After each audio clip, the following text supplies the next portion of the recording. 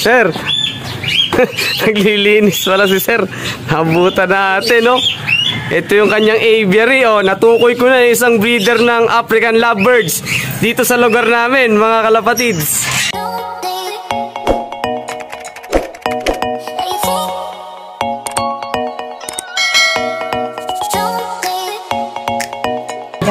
Ayun, oh. Actually, galing na kami dito ni Ikong, kaya lang di pa kami na vlog nun. So, ito yung kanyang mga alaga. Ang dami, oh. Oh, naglilinis ako. On the spot, nabutan natin sir, naglilinis. Ano yan sir, paglilinis mo, ano yan, everyday? Tuwing ano lang, lingguhan na lang. Lingguhan. Hindi ba nakakasama yun sir sa mga alaga, sa health nila, ganun? Pwede yung makasama pag may virus or ano. Pero sa tingin ko, di naman. Yun. Basta dapat every week talaga naglilinis. Sana may bigyan mo sila ng vitamins. Yun. Para mas lalong healthy. Para healthy nila. Silipin muna namin sir mga alaga mo. Ito, maganda isa. Ganito yung kay Sir Primo. Yung isa niya doon. Tapos medyo dark na yung isa, hindi ko alam kukulin nun eh. Ito, ang daming ano dito, African. Puro African, nasa isip ko sir, puro African na eh. Ito, African. Ito, mamaya, African, marami dyan. Kakatail, ayan, ang dami oh. Available ba to sir? Baka may magtanong sa akin, gusto nilang mag-alaga. Lahat yan, available. Available lahat to ha. Punta lang kayo dito sa likod ng museo. Museo de Baler. Andito lang yung aviary ni sir. Sa gustong mga mag-alaga ng kakatail. Ito, meron pa dito. Lahat mga breeder. Ayan o, mga breeder. Ito mga ano na to, African lovebirds. Ayan. May sumisilip pa rin o. Ano si sir, albino yun, nasa taas di ba? Albino, ayun o, sumisilip sa taas o. Kaya lang, nagbe-breed sila ba maano natin, storbo. Dito, marami pa rito. Ayan. Mga available din sir. Available din to, kakatil din. Ang laki ng nest box nila. Isang babae, dalawang lalaki, asawa. Aba? Matindi. Matindi, ano, babaero, no? Silang tatlo nagilimlim. Mga red eyes sila, sir, no? Red eye yung iba. Red eye, oh. And dito, ito, mga normal. Mga low mute, mga normal fisher. Yung mga pangsimula. Pwede ito, available. Available to, sir, di ba? Available yan. Available to. Mga banak yan. Mga palabas na dito, mga papabano ni sir. Ayan, oh. Ito, meron din dito. Moron, kakatail. Tapos dito, meron pa rito. Ito, may Lutino, may Opaline. Opa split ino, mga ganun. Opa split ino, may Ewing pa, yun, oh. Yung Power Blue. Ito, meron pang ito sir, blue Opa. Blue Opa. Yun, oh. Tapos yung sir, yung pastel din, di ba? Yung isang yun? Green pastel split ino. Split pastel ino. Opa, split ino. Opaline na siya, sir. Opaline siya. Ayun. Pastel, Dito, sir, ano available dito? Yung blue Opa lang, saka yung Latino. Ayun. Saka yung green split ino. Green split Ewing to, sir. Ito. Yan sa baba. Green split ino ang tingin ko. Kasi normal lang siya, category. Bale, ito pala, yung magulang, mga kalapatids, nung Lutino rito sa baba. Ayan, oh. Ayan, yung Lutino na yan. Ito yung magulang. Back to back. Yellow bull, split, ino. Pareha sila yung mga magulang. Ayan, mahihain lang eh. Pero naglabas ng, ayan, oh. Lutino, red eye. Susur split na to, sir, no? Kasi naglabas kasi ng red eye. So, medyo may natututunan na tayo, kakalamatid. Medyo, may mapasok na. Makonti-konti. Unlike dati talaga, ang hirap mga pa sa African lovebirds. Magaling yung nag-interview sa atin. Dito, sir, dito. Walang pair. Wala na yan, nabenta na yung breeder, nabenta ko na. Anong ka-breeder sa African din? Desino times albino. Ayos. Parang nung kailan lang, sir, parang mayroon nung tao rito, di ba? Nabili nito lang. Nabenta ko na, kailangan ko ng pera. Magkano mo nabenta, sir? 2.5. 2.5 yung pares? 2.5. Okay na, goods na yun. Dito meron pa rito, ayan, oh. Lutino. So, back to back Lutino, yung project niya, ni Sir Cyro. Tapos dito naman, ito, meron pa isang pair dito. Pastel pa iso. Tapos, split ino rin, sir. Split ino rin to, sir. Split ino.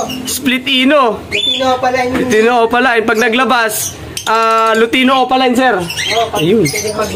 Dito, sir, yan, mga Opaline. Back to back Opa. Ganda, oh. Green Opa times green Ewing Opa. Kulay na kulay yung ulo ng iso. Ganda nito. Ano siya? Recessive. Ganda ng kulay.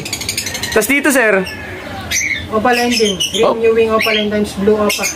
Pares back to back din na May opa. itlog na yun, kaya Bale, daming itlog oh. Daming itlog sir oh. mga Mga infertile, ayan. yung mga tunay na breeder, pag may marami ka na ipon na ganyan, tunay na breeder. Nasasabi mo sir na breeder ka na talaga. Marami na ako naiipon na infertile egg. So bale, ito yung hinahanap natin, Diyos mayo marimar. Yung pinagbilan natin, hindi siya yung sinabihan na pang parakit pala yung nakuha natin. Ito yung sukat ata. 8 by 10. 8 by 8 by 10, ayan. Mas maganda pa nga sana yung 8 by 8 by 14 sir, di ba? Medyo 14 or 12, ganun. hanggang dito konti Para pag naganap, Pag ganon, pag nangitlog ulit sir, hindi niya matatapakan, di ba? hindi na anak. Ayun, ayos. Tapos, ang hinahanap ko pa, ito. Ito yung isang hinahanap kong cage. Sir, saan nga nakabili nito? Baka naman pwede mo kaming doon, kumbaga, tip. Quezon Street sa may tabi ng SDA. Meron dun, sir? Meron. Pwede nga nilang pag-order. Ayun, ayos. Ito yung hinahanap natin. Hindi ko lang alam yung specific na sukat talaga niya. Siguro by ano to? 17 by 30. Ito ba yung by 30? 17 by 30. Ito pala yung 17 by 30 na AC type. So, ito maganda kasi yung space mo, pwede mo siyang pagdikit-dikitin. Di ba? Tapos, nakaabang na yung lalagyan ng nest box sa loob. So, iwas pa sa alpas kasi double lock. May lock na yung kahoy dito sa may nest box. May lock pa dito.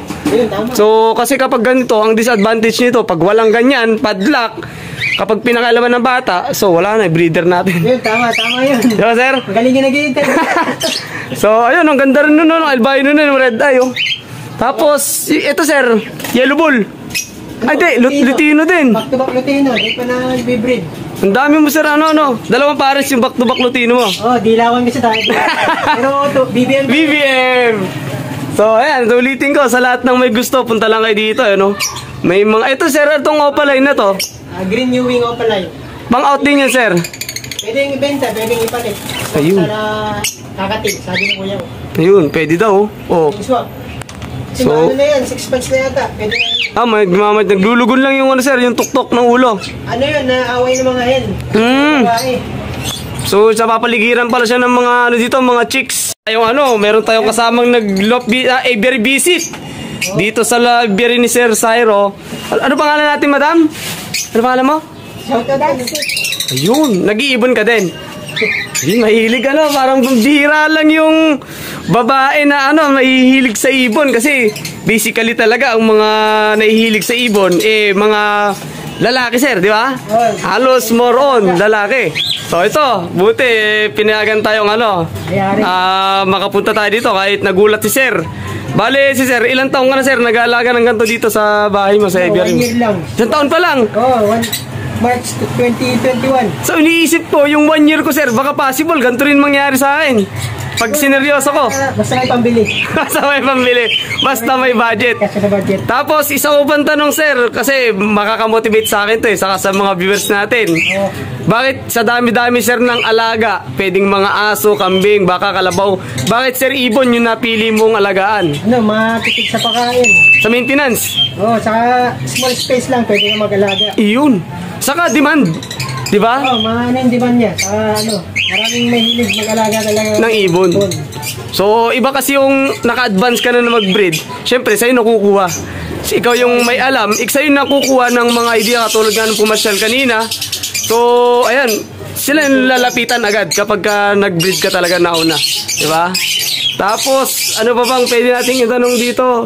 Bali, wala tayong nakitang rito, mga pale follow and follow, sir, no? Wala pa kasi di pa natin kaya yun. Pero, huwag ka mag-alala, sir. Kakayanin natin yan. Wala lang. So, magtutulong-tulong kami dito. Kasi ito, buti nakita ko na isa. Meron pang si Sir Primo siya. Meron pa sa taga-reserva na nagbibreed, sir, ng ganito. Bakit alam mo yun? Hindi ko pa kilala si Australia. Hindi ko rin sabi kabisado pero may nagbibreed daw ng ganito talaga, may mutation din. Kaya lang, nasa Manila na ata ngayon. Pero may mga ibon pa kaya siya dyan, naiwan. Meron pa yata. Yun, ang next natin sasadyain. At yun nga, sa lahat ng may gusto, sir, no, may mga available dito.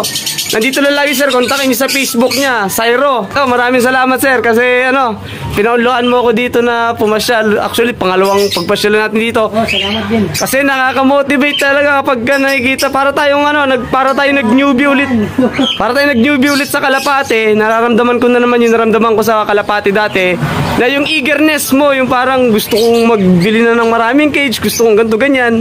Yun yung isa sa dahilan kung bakit pumapasyal ako dito mga kalapatid. Salamat sir. Salamat. Salamat.